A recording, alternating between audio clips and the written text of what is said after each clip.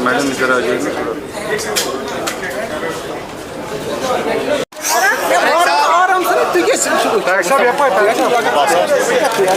Trauma yalan trauma kat.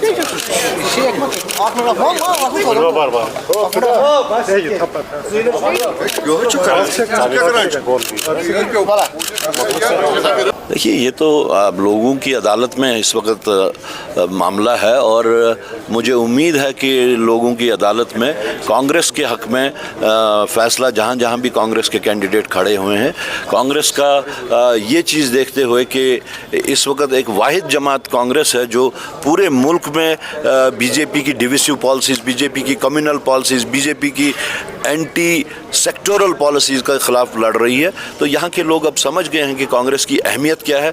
अगर national level पे और स्टेट लेवल पे इन सब चीज़ों का मुकाबला करना हो तो कांग्रेस एक बहुत ही इम्पॉर्टेंट रोल अदा कर रही है जम्मू कश्मीर में, तो इसलिए लोगों का कांग्रेस की तरफ रुझान है। फॉरेन डेलीगेशन विजिट कर रहे हैं पुलिस पे, कैसे देख रहे हैं?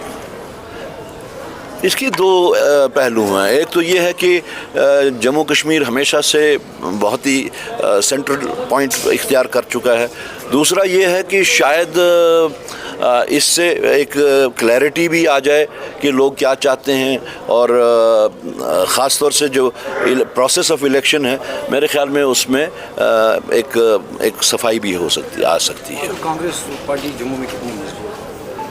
ये तो अब लोगों के ऊपर है, वो 8 तारीख को आप देखेंगे। हमारे जम्मू में अगर कांग्रेस बीजेपी का अगर कोई मुकाबला कर रहा है तो वो कांग्रेस पार्टी ही है, और उसी की बुनियाद पे इस वक्त लोगों में जो एंथुसियाज्म है कश्मीर में, जम्मू की वजह से और जम्मू में कश्मीर की वजह से। कैंपेनिंग की आपने तो क्या लगा लोगों का, किस तरह से? बहुत अच्छा रिस्पांस था कैंपेनिंग में, क्योंकि एक चीज़ पे मैं हमेशा से ज़ोर देता आया अपनी कैंपेनिंग के दौरान में कि लोगों को ये एहसास रहना चाहिए कि ये इलेक्शन पुराने इलेक्शंस की तरह लेन्स, ड्रेन्स, डेवलपमेंटल इश्यूज़ के ऊपर कम, बल्कि जो हमारे जो कंटेंशियस इश्यूज़ हैं, जो इम्पोर्टेंट सेंसिटिव इश्यूज़ हैं, उसमें सबसे ज़्यादा जो है स्टेटहुड है, रेस्टोरेशन ऑफ स्टेटहुड है, और complete statehood with rights, land rights, job rights, उसको लेके है, हमारी पहचान को लेके है, हमारी आइडेंटिटी को लेके है, हमारे वजूद को लेके और हमारे फ्यूचर को लेके है, आने वाली जनरेशन्स को लेके है।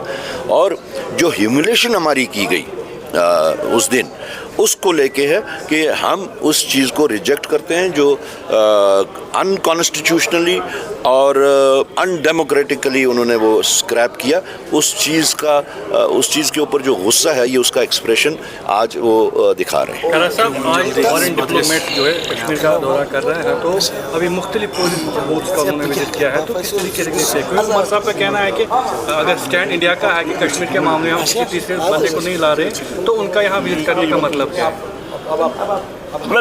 मैं उस चीज़ के ऊपर कुछ नहीं कहना चाहता, लेकिन जम्मू कश्मीर जो है वो हमेशा से सेंट्रल पॉइंट में रहा है, और मेरे ख्याल में अगर आप कोई 10-20 साल पहले जाएं तो फॉरेन डेलीगेशन यहाँ, चाहे प्रेस मीडिया जो है वो हमेशा से आता रहा है, और ये भी हो सकता है कि यहाँ के हालात को बेहतर दिखाने के लिए, यहाँ की पार्टिसिपेशन को बेहतर दिखाने के वास्ते गवर्नमेंट ऑफ इंडिया ने ही फैसिलिटेट किया हो ये जो यहाँ पे एक डिसेप्टिव काम है। डिसेप्टिव काम को सेल करने के लिए काम है, बट दैट इज़ डिसेप्टिव, तो इस चीज़ को सेल करने के लिए शायद उन्होंने ही फैसिलिटेट किया।